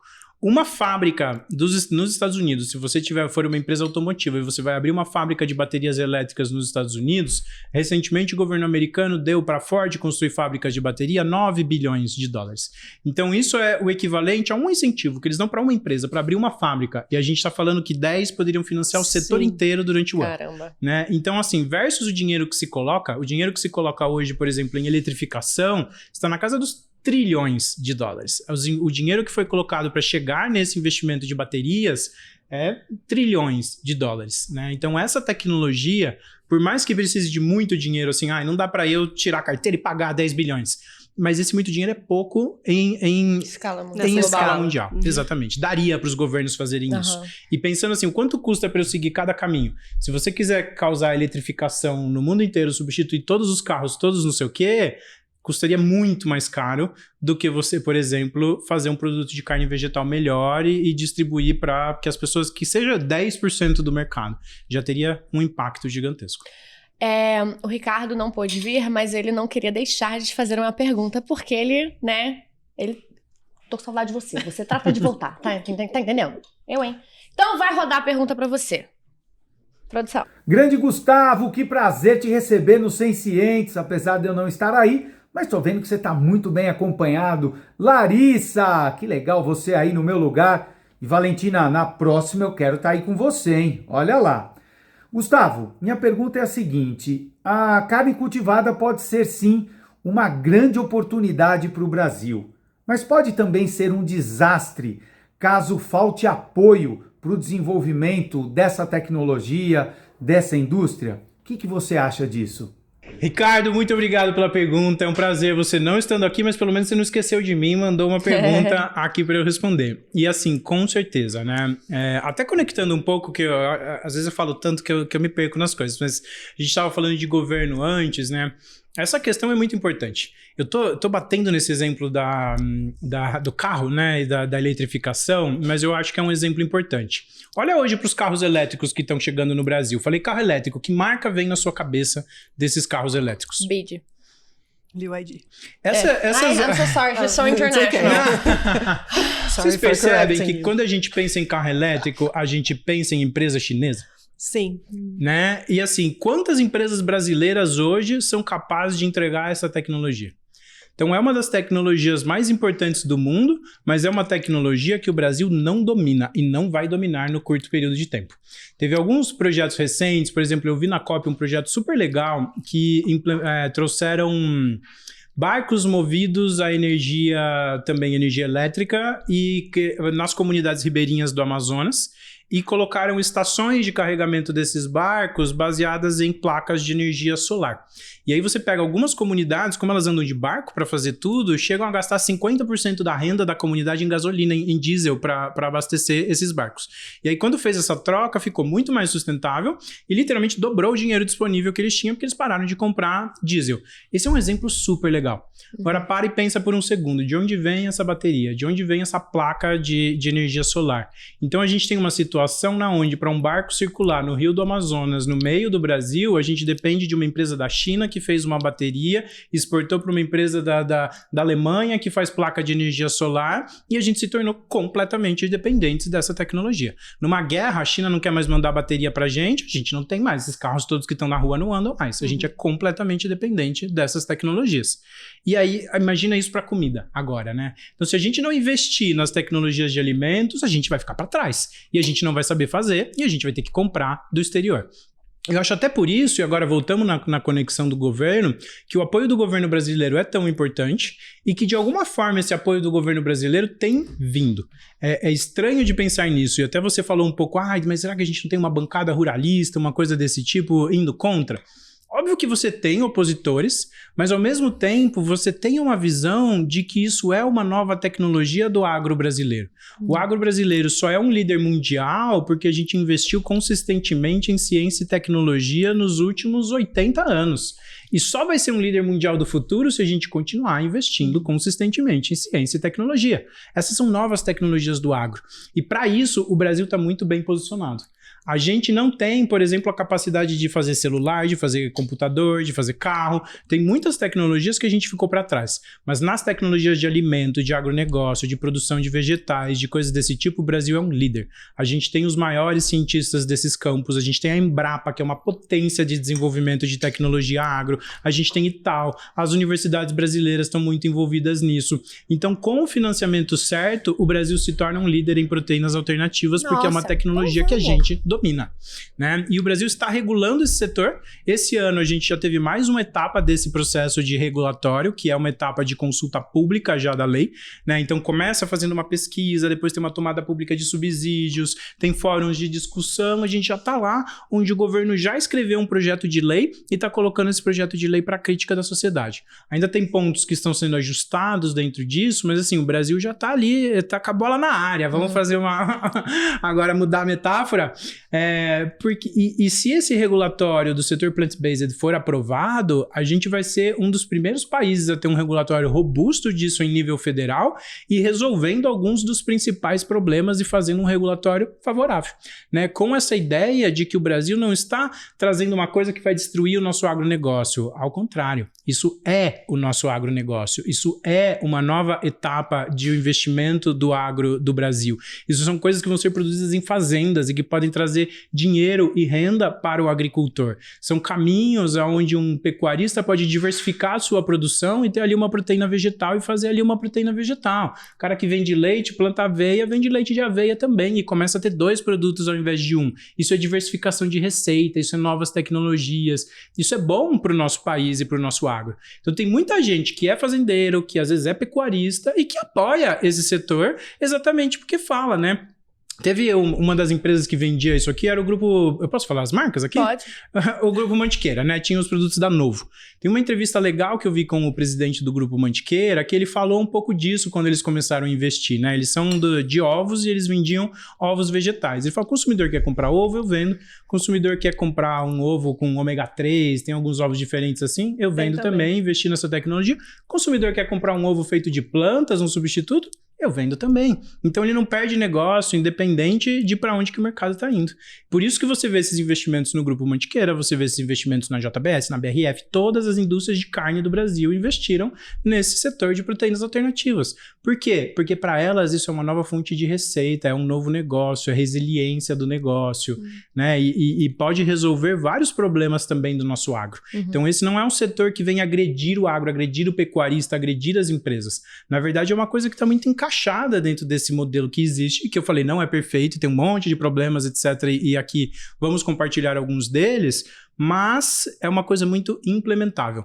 Não depende de eu ir lá matar todos os pecuaristas que existem no Brasil e mandar eles fazerem outra coisa, né? Ao contrário, eles já estão tendo dificuldades hoje de ter uma fazenda lucrativa. Eu vou trazer uma nova fonte de receita através de um novo tipo de produto que eles vão vender, eles vão ganhar mais dinheiro fazendo uma coisa mais sustentável. E eu acredito que esse é o caminho da transformação. A gente vive num mundo que é capitalista. Se eu for sentar e esperar o capitalismo acabar, eu vou passar minha vida inteira reclamando do capitalismo e não vou fazer nada. Então, beleza, o capitalismo não está acabando. O que eu faço no sistema que existe? E essa transformação sustentável pelas novas tecnologias, ela é um pouco disso. Em vez de eu ir lá e brigar com o pecuarista, eu vou desenvolver um novo negócio para ele, até que esse novo negócio se torne cada vez mais lucrativo para ele deixe de fazer as outras coisas. Que é o que está acontecendo com as empresas de carro. Quanta empresa de carro que vendeu carro a combustão a vida inteira, começou agora a vender carro elétrico e está talvez até lucrando mais com esse negócio dos carros elétricos e está sendo super bom para elas.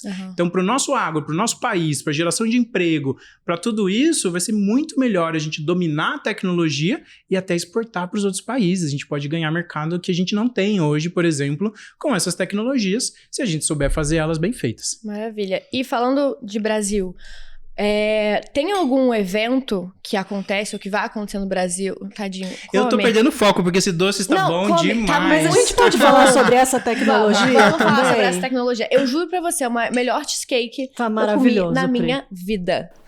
Muito obrigado. Cara, Tem mais? Tem mais, tem. Ô, Gulosa, tem uma equipe. Eu perguntei pra equipe. Sei. Tem mais pro pessoal não ficar com vontade? Sim, opa. Bizarro de bom.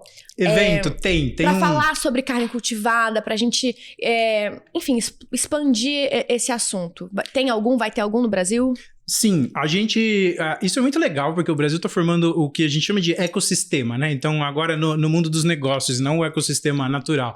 A gente está formando um ecossistema de negócios voltados a proteínas alternativas, que significa que tem cientista fazendo, tem startup sendo lançada, tem acelerador incubando essas startups, tem investidor, tem todas as pernas do negócio já existem. E, normalmente, os ecossistemas, eles têm que ter pontos de encontro, né? Onde que essa galera inteira se encontra? Onde que você encontra um fornecedor? Onde que você encontra um parceiro? E esses encontros são os eventos fazem parte do ecossistema. E aqui no Brasil hoje a gente tem um evento que é o New Meat, né, que vai falar especificamente sobre carne cultivada, são 2 dias, normalmente um dia de programação sobre plant-based e fermentação, que chama Plant-Based Tech, e um dia de New Meat, que fala especificamente sobre carne cultivada. Vai acontecer a próxima edição em março de 2025, né? E é um evento que reúne esse setor no nosso Brasil. Em São Paulo? Ele é bem especializado aqui em São Paulo, mas é muito legal. Eu recomendo. Eu estarei lá, a gente ajuda, o GFI trabalha com eles para fazer a programação, né? Então a gente traz as palestras, a gente traz uma parte, a gente ajuda eles. A SVB também é parceira ali, tanto na programação e aí também na parte das empresas, do selo, dessas coisas assim. E é um evento que, assim, reúne muita gente legal. E para todos os profissionais que estão interessados em trabalhar nesse setor, vale a pena. A gente tem que encontrar a nossa turma, né? Sim, é isso. A gente tem que encontrar as pessoas que estão pensando igual a gente também. Então é um evento em que quem estiver interessado pode aparecer, é um site, como é que a gente faz para... Isso, procura as redes sociais e os sites deles. Eu acho que até depois a gente pode deixar o link aqui com certeza, na descrição. Na descrição. E se inscreve. Então é um evento bacana, tem palestras interessantes, tem um monte de empresas expondo, algumas fazem degustação, né? Gente, evento de comida tem que ter comida. E a gente trabalha em causa própria, né? Eu digo que eu tô aqui desenvolvendo comidas mais gostosas, para eu mesmo poder comer depois, né? Então, esse evento com certeza vai ter isso também. Gus, tem uma pergunta, não sei se polêmica não, mas como que você vê a questão de insetos na alimentação? A gente hoje no GFI não coloca insetos como uma proteína alternativa, que o nosso conceito de alternativa é alternativo aos animais e inclui todos os animais. Tem algumas pessoas que pensam que sim, porque é alternativa à vaca e é outro animal, alguma coisa nesse sentido, mas dentro do nosso conceito a gente não coloca. Por quê, né? Assim, primeiro porque os insetos são animais, então tem essa questão que pra gente é super importante, mas eu acho que tem dois pontos. Um que é, a nossa teoria de mudança é fazer a mesma comida que as pessoas já estão acostumadas a comer através de outra tecnologia. Hoje os insetos, eles não estão entregando a mesma comida que as pessoas estão acostumadas a comer. Eles quase sempre estão sendo suplementos, né? Então você moe aquele inseto, ele vira uma farinha proteica, você vai fazer um macarrão, vai fazer uma barrinha de cereal, vai fazer uma coisa assim, mas hoje não tem tanto um hambúrguer, uma carne vegetal, um frango feito a partir dessas proteínas de inseto e nem elas parecem ter a característica para ser isso, né? Então, por isso, não entra no nosso tipo de trabalho, não substitui aquilo que as pessoas estão comendo. E eu acho que ainda tem algumas outras questões dos insetos, que é exposição, por exemplo, a antibióticos que tem que acontecer, a questão de resistência microbiana, possibilidade de uma criação grande de insetos, por exemplo, durante uma catástrofe ambiental. Imagina, vaza insetos. A gente teve casos que já aconteceram com animais, assim, né? Durante a enchente, pega uma produção de porco e destrói o rio, porque todo o dejeto vai para o rio. Imagina uma produção com milhões de gafanhotos ser destelhada por um vento e sai milhões de gafanhotos soltos no meio ambiente nas nossas produções de alimentos. Então a gente acredita que os insetos, eles trazem inerentemente alguns problemas que o produto de origem animal também traz e que não resolvem a coisa da mesma forma. Eu, assim, respeito, de novo, todo mundo que está trabalhando para melhorar alguma coisa, eu respeito muito, trabalho muito. Quero que o negócio deles dê certo, mas não é um negócio que a gente vê como uma solução para aquilo que a gente precisa. Né? E eu acho que ele vai entrar, tem uma pegada também de sustentabilidade, deve entrar para suplementos, deve entrar para alguns produtos. Gus, voltando para a questão da carne cultivada e ser aceita pelo grande público, em questão de a saúde dessa carne, assim, nesse preconceito que você falou de que a galera acha que vai ser uma coisa cancerígena, essa carne, ela reproduz exatamente... Porque eu já ouvi falarem que a carne cultivada, ela é como é a carne, só que ela tem menos gordura, ela é mais saudável, ela é mais limpa, ela não tem antibiótico. Como que quando ela lançar no mercado e quando ela tiver no mesmo valor que a carne que vem de crueldade animal, se Deus quiser, esse momento vai chegar, o que a gente ganha comendo essa carne? Ou o que a gente perde? A gente ganha bastante. Eu acho que assim, tá? Eu gosto de responder sempre de uma forma realista. Então vamos entender. Quando a gente está falando de um alimento, não existe um produto. É igual você fala assim, gente, e água? Água é limpa? Água é bom para a saúde ou água não é? Água é essencial para a nossa saúde, mas dependendo da água que você tomar, você pode morrer, certo? Então, com qualquer alimento que for produzido no mundo, depende de como ele foi produzido, do que colocaram ali, certo? Não vamos ignorar isso. Mas vamos falar de conceitos em geral. Hoje, para produzir os animais, por exemplo, aqui no Brasil, eu tenho mais de 400 remédios que são autorizados para dar para os animais ao longo da vida. Eles comem soja que é altamente contaminada com pesticidas, né? Eles são alimentados com essa soja do glifosfato que é produzida para animais. Então, eles acumulam esse pesticida nas suas células de gorduras. Tem uma série de outras contaminações. Vira e mexe, a gente vê a carne sendo produzida, sendo proibida de entrar nos Estados Unidos por causa de abscesso, por causa disso, por causa daquilo, né? Então, tem uma série de dificuldades. Além das doenças. A gente viveu um ciclo muito grande, por exemplo, no planeta, que aconteceu ao mesmo tempo que a pandemia, mas que foi uma pandemia animal. Não chegou a ser pandemia, que não chegou no mundo inteiro, mas foi uma doença animal que matou os porcos da China, né? A peste suína africana, o African Swine Fever. E ela matou os porcos da China, eles ficaram sem carne de porco. E o preço da carne subiu no mundo inteiro, porque eles deram a soja para o porco, ficaram sem a soja, o porco morreu, eles ficaram sem o porco, eles ficaram sem comida. Então, esse tipo de coisa pode acontecer também, né? Quando eu tô olhando para carne cultivada, ela tende a ser mais saudável, porque eu não preciso dar remédio para esse animal, eu não corro o risco dele ter uma infecção, eu não corro o risco dele ser picado por um bicho e ter uma doença, eu não corro o risco dele ter um abscesso e inflamar e não sei o quê. Você vai ter, por exemplo, o leite dessas produções, né? Hoje você tem uma inflamação na teta das vacas, isso não vai mais existir, né? Então, mesmo do ponto de vista daquele alimento que você consome diretamente, a tendência é que eles sejam muito melhores, porque eu posso fazer essa carne sem os 400 remédios, eu posso fazer uma carne sem os antibióticos, eu posso fazer um peixe, né? Hoje os peixes de cativeiro podem ter até hormônio, por exemplo, certo? Então eu posso fazer um peixe sem esse hormônio, né? Eu posso fazer uma coisa que eu escolhi e que ela vai ter características mais interessantes para mim. Entendi. Então, tende a ser mais saudável. Tende a ser mais saudável e a gente não precisa se preocupar de que o que a gente está colocando para dentro do nosso corpo vai nos matar lentamente, só. Sempre precisa se preocupar, né, gente? A gente tava agora... Ontem aconteceu nos Estados Unidos, eu tô falando ontem, o episódio vai sair mais pra frente, né? Mas beleza, aconteceu nos Estados Unidos, mês passado, pessoal, aconteceu nos Estados Unidos uma crise na cebola, certo? Então a cebola está contaminada, jura? E as pessoas estão sendo internadas por causa de consumo de cebola. Qualquer coisa que você coloca pra dentro do seu corpo pode estar contaminada. E, aliás, quase sempre por produtos de origem animal, né? A cebola tá contaminada porque tinha uma produção de animal do lado, não tem cólera na cebola, veio do animal necessariamente. Mas assim, mesmo isso à parte, qualquer coisa que eu como pode ser contaminada. Para isso, né, o que eu preciso? Primeiro, de vigilância sanitária forte, e isso o Brasil tem. A nossa Anvisa, ela é forte, ela não aprova qualquer coisa só por aprovar. A gente tem uma Anvisa que realmente é uma organização com um certo poder, com uma certa autonomia. Então, nesse sentido, pro Brasil, a gente tem que comer produtos que tenham sido regulados, produtos que tenham passado pelo processo de aprovação da Anvisa, né? E a mesma coisa nos outros países. E além da Anvisa, vai ter todos aqueles elementos da vigilância sanitária, do MAPA, que é o Ministério da Agricultura. Então, por exemplo, se eu vou comprar carne hoje, carne é seguro para consumo? Depende. Se você comprar de um produtor ilegal, talvez não seja. Então eu tenho que ver se a carne tem selo CIF, né, que é feito do MAPA, se ela tem lá algumas coisas que o governo dá para mostrar que aquele produto foi verificado e é seguro. Para a produção da carne cultivada, da carne vegetal, vai ser a mesma coisa, certo? Se ele for passar pelo processo do governo, ele vai ter os selos, a gente vai conseguir verificar, ele vai ser um produto que tem os controles de segurança necessários. Garante que nunca vai dar uma contaminação? Não. Estamos vivendo agora a contaminação na cebola, no espinafre, não sei o que, acontece até nos vegetais.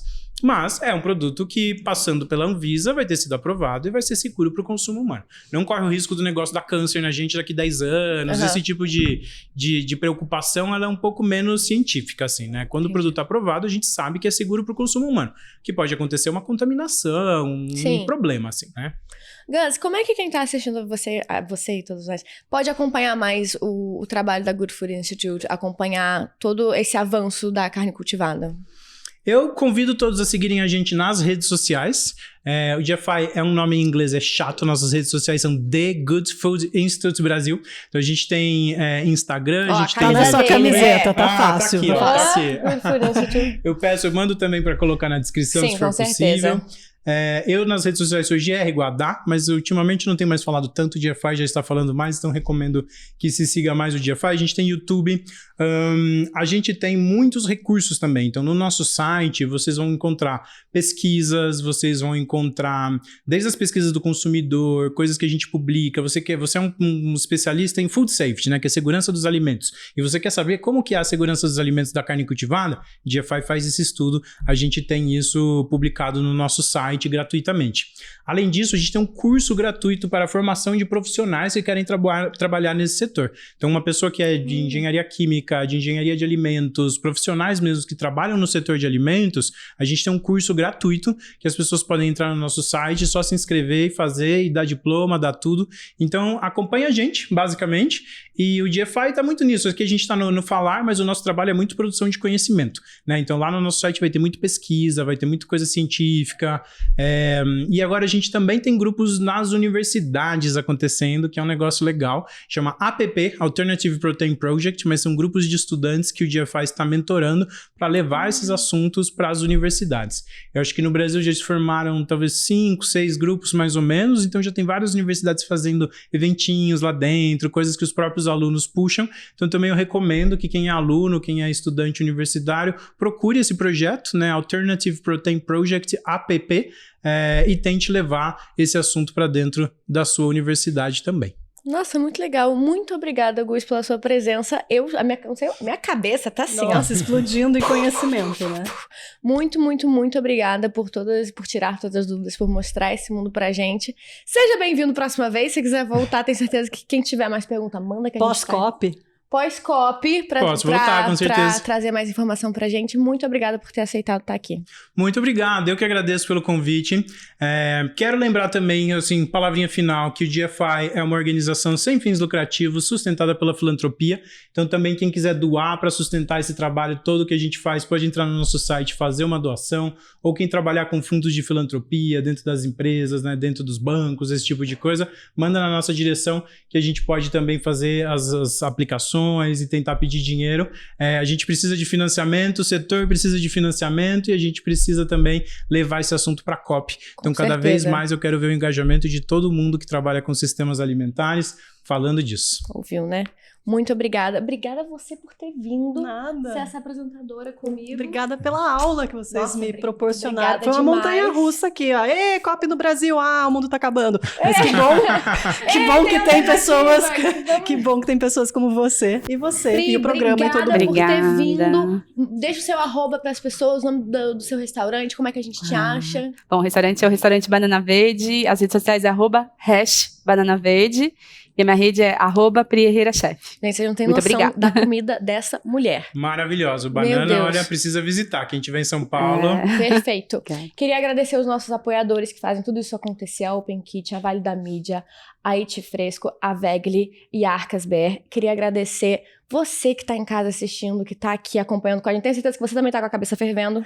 Então volta, assiste de novo, porque tem coisa que você não pegou. Obrigada demais por estar apoiando a gente. Um beijo pra vocês. Obrigada, gente. Obrigado.